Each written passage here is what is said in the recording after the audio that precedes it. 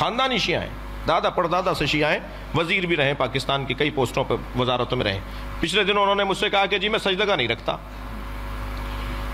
کیونکہ نبی نے خاک پہ سجدہ، کربلا تو نبی کے بعد ہوئی ہے، تو نبی نے پھر خاک پہ سجدہ تو نہیں کیا ہوگا، وہ تو کربلا کے بعد خاک آئی ہے۔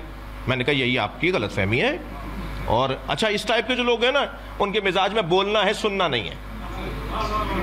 اپنے آفسوں میں بیٹھے ہوتے ہیں، اپنے ماتحتوں کے ساتھ زیادہ رہتے ہیں، تو بول بول کر ان کو اتنی عادت ہو گئی ہے کہ وہ دوسرے بھی چپ رہتے ہیں کہ بھئی انہی کو بولنے دو، تو وہ سننے کے تو عادی نہیں ہے۔ تو خدا کے لیے اچھا الحمدللہ اس وقت ہماری یہ پوزیشن بھی ہے کہ پاکستان کے جنرل، پاکستان کے وزراء، پاکستان کی شخصیات، تھوڑا سا دل ان کا ہمارے اوپر آیا ہوا ہے، تو ہم بھی اپنا کام پورا کر رہے ہیں۔ تو وہ کہنے لگے جی میں سجدہ کا نہیں رکھتا۔ تو میں نے کہا آپ شیعہ نہیں ہیں؟ کہنے لگے شیعہ ہوں، کھلا شیعہ ہوں، عزادار ہوں، ماتمی ہوں، گھر کی عزاداری ہے، خاندانی عزادار ہوں، خاندانی شیعہ ہوں، سجدہ کا نہیں رکھتا۔ میں نے کہا کیوں نہیں رکھتے؟ کہنے لگے نبی نے کس پر کیا ہوگا سجدہ؟ میں نے کہا خاک پر۔ کہنے لگے کربلا تو نہیں تھی؟ میں نے کہا کربلا تھی،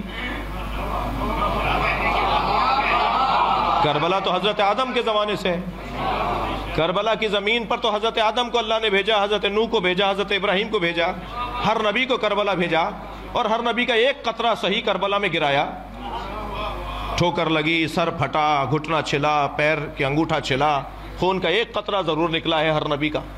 اور جب وہ پوچھتے تھے یا اللہ ہم سے کوئی خطا ہوئی ہے؟ کہ نہیں خطا نہیں ہوئی، حسین کا خون یہاں گرے گا، تمہارا ملا رہا ہوں۔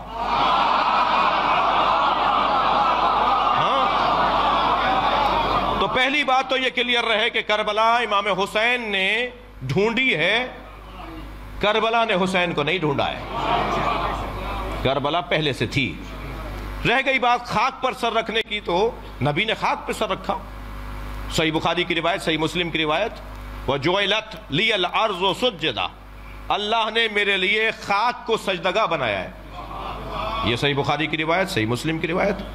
محدث دہلوی تو شرح صحیح بخاری کے اندر حاشیے میں لکھتے ہیں کہ جو شیعہ حضرات ٹکیا بنا کر اس پہ سر رکھتے ہیں نماز میں، سجدے میں، شیعہ حضرات جو مٹی کا ڈھیلا رکھتے ہیں، یہ نبی کی سنت پہ عمل کرتے ہیں۔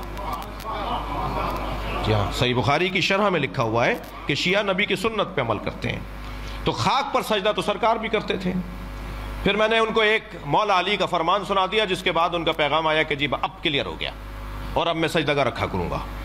وہ یہ کہ مولا علی سے پوچھا گیا یا علی، ہر رکعت میں قیام ایک ہے، رکوع ایک ہے، سجدے دو کیوں ہیں؟ فلسفہ احکام، مولا سجدے دو کیوں ہیں؟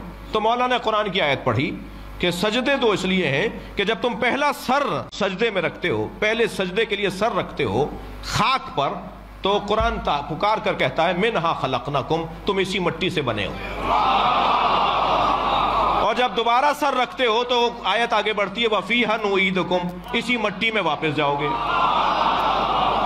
تو پہلا سجدہ تمہاری ولادت کی یاد دلاتا ہے، دوسرا سجدہ تمہاری موت کی یاد دلاتا ہے، اور دونوں سجدوں کے درمیان مختصر سا قیام ہے جسے زندگی کہا جاتا ہے۔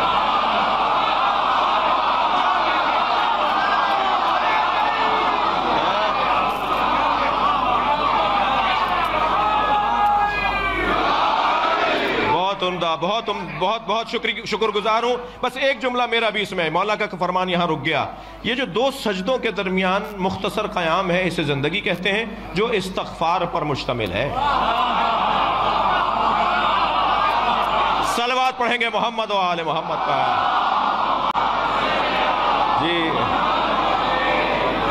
جی مولانا، پہلا سجدہ ولادت کی یاد، دوسرا سجدہ موت کی یاد۔ خاک پر سر رکھو گے تو یاد آئے گا مٹی سے بنے ہو۔ مولا علی نے فلسفہ بیان کیا، خاک پر سر رکھو گے تو یاد آئے گا مٹی میں واپس جانا ہے۔